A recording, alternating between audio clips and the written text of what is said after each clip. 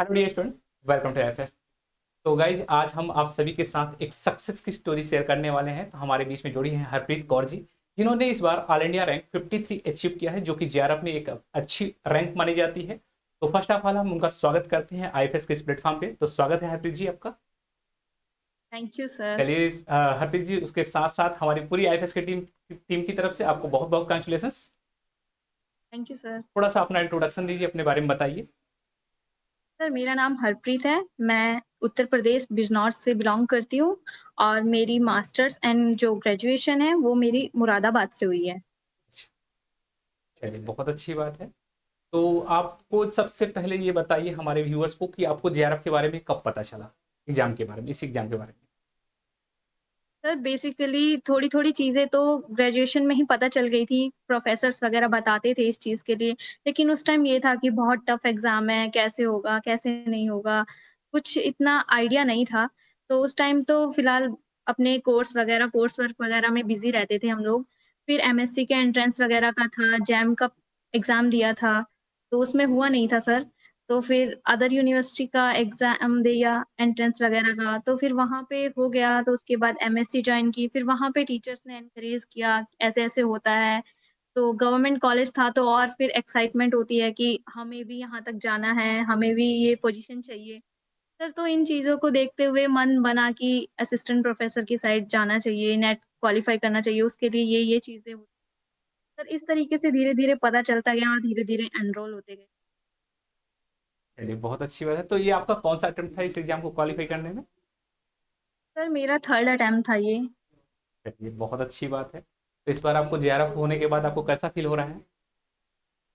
Sir अच्छा लग रहा है, एक्सपेक्टेड नहीं था क्योंकि एग्ज़ाम जब दे रहे थे तो बहुत टफ लग रहा था। तो मैक्सिमम टीचर्स यही बोलते हैं कि 150 प्लस करना है अटेम्प्ट तुमको तभी तुम्हारे 120 प्लस आ पाएँगे, नेगेटिव भी जाता है। तो वहाँ पे जब एग्ज़ाम वग़ैरह दे रहे थे सर तो 130 के ऊपर आ ही नहीं रहा था। मतलब आता तो था लेकिन ऐसा नहीं था कि बिल्कुल सही-सही कर पाएँगे हम। तो 2 ऑप्शंस आते थे तो कन्फ्यूज़न वाला था। लेकिन पुराने जो अटेम्प्ट्स थे मेरे उसमें मेरे साथ ऐसा हो चुका था कि 1 सही आता है, 3 नहीं आते हैं, तो उसमें काफ़ी चीज़ें मेरे नेगेटिव मार्क्स जाते थे। तो इस वज़ह से इस बार ये था कि जो आता है बस वही करना है, चाहे कम मार्क्स का अटेम्प्ट हो। हुँ। तो फिर 130 का ही अटेम्प्ट कर पाई थी मैं सिर्फ़, तो फिर उसके बाद मैंने बोला कि ग्रीडी नहीं होना है, ठीक है, जो होगा सो होगा, बस 130 ठीक है। हुँ। एक्स्ट्रा कुछ भी नहीं टच किया मैंने जो मुझे नहीं आता था। मतलब आता तो था, पढ़ा हुआ था पोर्शन लेकिन एग्ज़ैक्ट आंसर तक नहीं पहुँच पा रहे थे, तो वो चीज़ ऐसा लग रहा था कि फिर से नेगेटिव चले जाएगी, तो नहीं अटेम्प्ट करना चाहिए। ये तो बहुत अच्छी बात है, यानी अपने आप को कंट्रोल किया। रिस्क लेने का मन था, रिस्क नहीं लिया आपने। सर रिस्क लेने का तो मन बहुत था, पार्ट बी में तो बहुत था कि कर लो, लेकिन वही चीज़ मेरे साथ लास्ट अटेम्प्ट में हो चुकी थी पैप वाले में, तो मेरे को यही था अपने आप को बस कंट्रोल करके रखा कि उसे नहीं अटेम्प्ट करना है। पता है कि तुझे आता है लेकिन नहीं, रिस्क नहीं लेना है, जहाँ पे 100% श्योर हो आप, वहीं पे आप अटेम्प्ट करो। हाँ, बिल्कुल सही बात है। काफ़ी बच्चे इसी चक्कर में रहते हैं, 150 प्लस जाएँगे, 150 प्लस जाएँगे, उसके चक्कर में नेगेटिव की वजह से हाँ जी डाउन हो सर। जाता है। यस सर, लेकिन जो 130 किए थे वो बिल्कुल ऐसा था कि हाँ, अच्छे से किए हैं, लेकिन उसमें से भी नेगेटिव हो गए, ये देखिए आप। हुँ। तो अगर हम वो वाले करते तो फिर तो पता नहीं कहाँ ही जाते। ये तो है, ऑब्वियस सी बात है। तो आपका पार्ट सी में कितने क्वेश्चन सही हुए?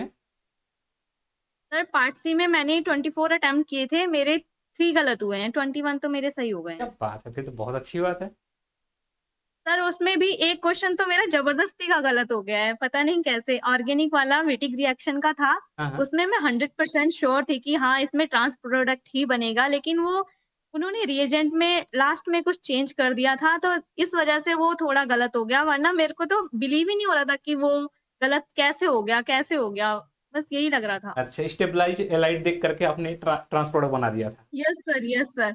वही देखा कि ट्रांस बनेगा, इंटरनल एल्कीन है, वो पता नहीं क्या ही हुआ उसमें, हुँ। होता है वरना वो कभी-कभी, भी कुछ ठीक होता। कंडीशन रहा होगा उसमें, हीट वगैरह का कुछ कंडीशन रहा होगा, जिसकी वजह से ऐसा प्रोडक्ट हाँ आया। जी सर, लास्ट लास्ट में एक रिएजेंट और एक्स्ट्रा ऐड कर दिया था जिसकी वज़ह से वो रिवर्स हो जाना था। अच्छा।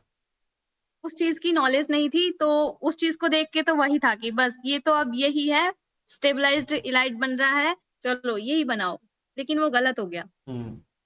चलिए बहुत अच्छी बात है। मैक्सिमम बच्चे ऐसे ही करते हैं, स्टेबलाइज़ लाइट देखते हैं, ट्रांस प्रोडक्ट बना देते हैं। हमेशा उनके माइंड में तो रहता ही है। सर यही था, लेकिन वो अलग से पता नहीं कैसे हुआ। हो जाता है कभी-कभी, कुछ नई-नई चीज़ें हर बार ऐड होती हैं, उसे देखना पड़ता है। हाँ जी सर। चलिए, बहुत अच्छी बात सर है। और हाँ, एक क्वेश्चन मेरा एप ब्लॉक का गलत हो गया, वो थ्योरी बेस्ड था, तो पता नहीं कैसे गलत हो गया, अपनी तरफ से तो सही किया था, हुँ। बट 1-2 क्वेश्चन तो हो ही जाते हैं गलत। वो तो ऑब्वियस सी बात है, होना है, इतना स्वाभाविक है, अगर उतनी हाँ गलतियाँ जी, नहीं होगी तो हम इंसान ही नहीं रह जाएँगे। हाँ गलतियाँ तो जी। इंसान की फितरत है। चलिए, यस सर। बहुत अच्छी बात है। हाँ, सर और पार्ट ए और पार्ट बी में मेरा एक भी क्वेश्चन गलत नहीं हुआ है, वो मेरे बिल्कुल सही थे। कितने क्वेश्चन पार्ट ए में किया था आपने? सर पार्ट ए में मैंने 7 क्वेश्चन अटेम्प्ट किए थे, हुँ, हुँ, वो मेरे बिल्कुल करेक्ट निकले हैं। बात है। पार्ट बी में? सर पार्ट बी में 10। बहुत सही। चलिए, सर बहुत अच्छी हाँ, पार्ट डी में हो रहा था कि 10 बहुत कम है, 10 बहुत कम है, तो ऐसा मन कर रहा था कि 20 प्लस जाओ। बहुत सारे क्वेश्चन्स आते भी थे, लेकिन हुँ। वही है, फिर मैंने रिस्क लेना ज़्यादा सही नहीं समझा। तो क्या है आपका ये थर्ड अटेम्प्ट था, इससे पहले ऐसा भी गलतियाँ हुआ था क्या? ऐसी गलतियाँ हुई थी क्या पहले भी? सर इससे पहले तो बहुत ऐसा था कि फैब वाला एग्ज़ाम था, उसके लिए मैं बिल्कुल प्रिपेयर थी कि हाँ, सही है, बहुत अच्छी तैयारी है, सब अच्छा होगा, सब अच्छा होगा। लेकिन वहाँ पे जब एग्ज़ाम दिया, तो तब सब कुछ सही चल रहा था। लेकिन वहाँ पे एक मिस्टेक मेरे से ये हुई थी कि जो एक फिज़िकल का क्वेश्चन था, वो मैंने स्टार्टिंग में ही अटेम्प्ट करना शुरू कर दिया, वो मुझे आता था। तो उसने मेरा इतना टाइम ले लिया, मेरे 10 मिनट उसी में चले गए। हुँ, तो उस चीज़ का असर फिर बाद में हुआ जब मेरे क्वेश्चन छूटने स्टार्ट हुए।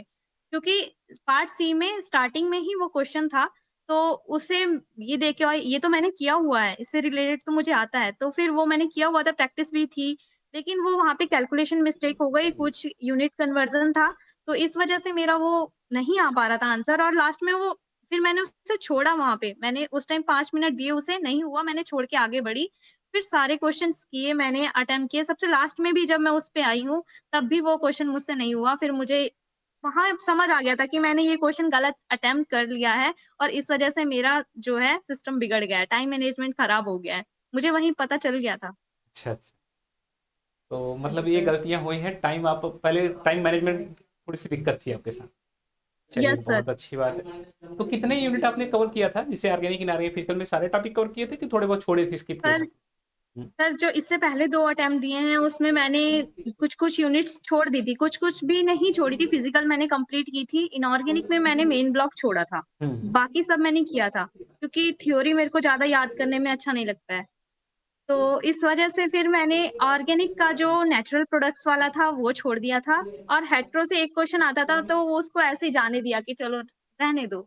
हुँ, लेकिन फिर उसकी वैल्यू पता चली कि जैसे रिएजेंट्स में वो मिक्स होके आता है, हुँ, तो फिर इस बार तो ये था कि करके ही जाना है सब कुछ।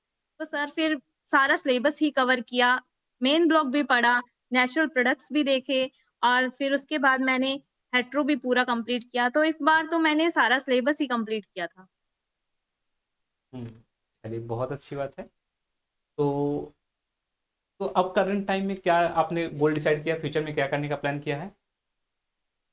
सर बेसिकली मेरा तो गोल हमेशा से असिस्टेंट प्रोफ़ेसर का ही था, तो मैं चाहती थी कि मेरा एलएस हो जाए। जेआरएफ का तो मैंने सोचा भी नहीं था, हुँ, हुँ, तो मेरा तो यहीं तक था कि मेरा एलएस हो जाए किसी भी तरीके से। तो हुँ, इस बार मेहनत थी, पता नहीं क्या था, तो जेआरएफ भी मिल गया है, तो अभी तो गोल यही है कि असिस्टेंट प्रोफ़ेसर के लिए देखना है। अभी वैकेंसीज़ वगैरह भी आ गई हैं। हाँ, वैकेंसी तो अभी आई है, यूपी में वैकेंसी आई है। आपने फॉर्म हाँ फिल अप जी। कर दिया होगा फाइनली जिस तो? हाँ जी सर। चलिए, बहुत अच्छी बात है। तो थोड़ा-सा अपने दोस्तों को कुछ अपनी तरफ से इनपुट देना चाहेंगे? सर इनपुट तो यही है कि बस लगे रहो, जब तक नहीं होता है बस लगे रहो। हुँ, और क्वेश्चन प्रैक्टिस तो बहुत ज़रूरी है और अगर आपको लगता है कि आपका स्ट्रॉन्ग पोर्शन ऑर्गेनिक है, तो आप ऑर्गेनिक बहुत अच्छे से करके जाएँ। अगर आपको लगता है कि फिज़िकल में आप अच्छा कर सकते हो, तो आप फिज़िकल में करके जाएँ। बाकी करना तो तीनों है, लेकिन आपका एक होता है कि जिसमें इंटरेस्ट ज़्यादा है, तो आप उसमें ज़्यादा करके जाएँ, लेकिन बाकी 2 को भी छोड़ें नहीं। और एप्टीट्यूड तो छोड़ना ही नहीं है। हुँ, क्योंकि आजकल वो बहुत ईज़ी आ रहा है, आप लोग 10 क्वेश्चन या 5-7 क्वेश्चन तो बहुत ईज़िली कर लेंगे। हुँ। चलिए, बहुत अच्छी बात है। तो काफ़ी बच्चों को क्वेश्चन समझने में काफ़ी दिक्कत आती है। आपको क्वेश्चन हाँ समझने जी में सर। कैसे आसानी हुई? थोड़ा-सा बताइए बच्चों को। सर बेसिकली आपको तभी क्वेश्चन समझ में आएँगे जब आपका टॉपिक अच्छे से क्लियर होगा और आपने पीवाईक्यूज़ किए होंगे। जितनी ज़्यादा प्रैक्टिस होगी उतना ज़्यादा आपको अच्छे से कर पाएँगे मैनेज आप टाइम को भी और क्वेश्चन्स भी आपके अच्छे से सॉल्व हो पाएँगे। अदरवाइज़ नहीं हो पाएगा।